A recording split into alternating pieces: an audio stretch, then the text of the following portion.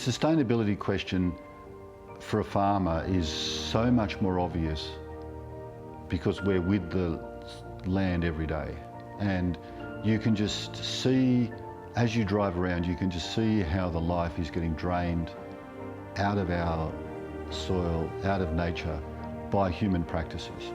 And so the reality is we're not going to be doing this in 100 years' time if we keep going as we're going.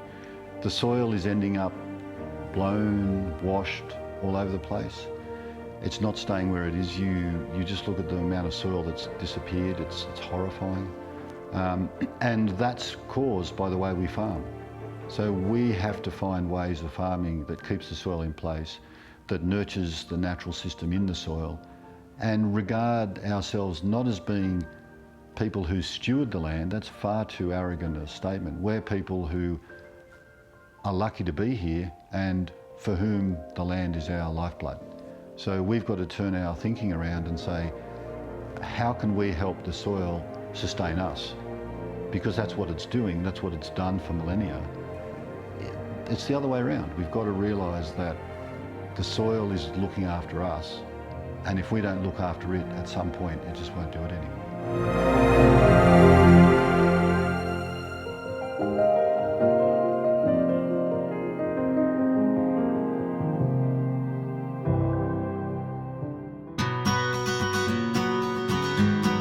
My name is Phil Lavers, and I'm the guy who started out as a vegetable farmer here on Moonacres and then branched into cafes and a cooking school.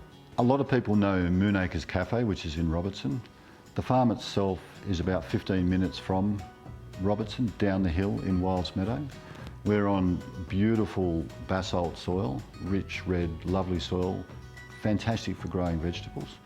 We own about 140 acres of land, of which about 110 acres is that rich red soil. And each year we farm actively, we farm about 6 acres of that growing vegetables, and we've got about 20 odd acres of fruit trees.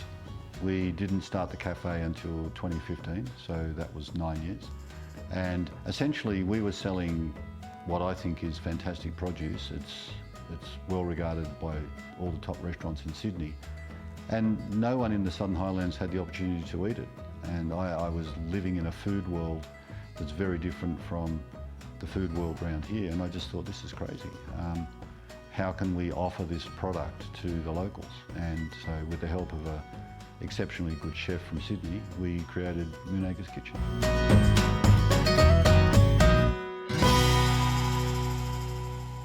My whole shtick, the reason I'm doing this is because as a community, we're destroying the natural capital of the soil.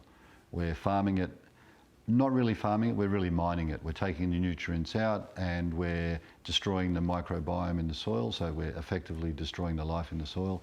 And that can't go on forever, particularly in Australian soils, which are very, very, very delicate soils. So my whole shtick is to try and find a way of growing high quality food at the same time as we actively look after the soil.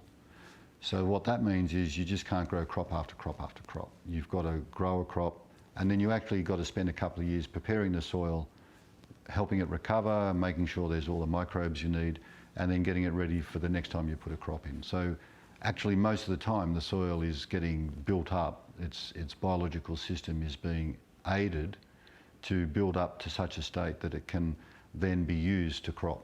And so that's what we do. The way we measure stuff's just crazy. The World Health Organization measures food quality in calories. That's good. That was great post-World War II when people were starving from lack of calories. But everyone's getting too many calories, not enough trace elements. There's a hidden hunger thing going on. So all of these problems come down to how you farm and the quality of the produce. And my job is to produce top quality produce in harmony with the natural system. The minimum period would be a year, but typically we try and do longer than that.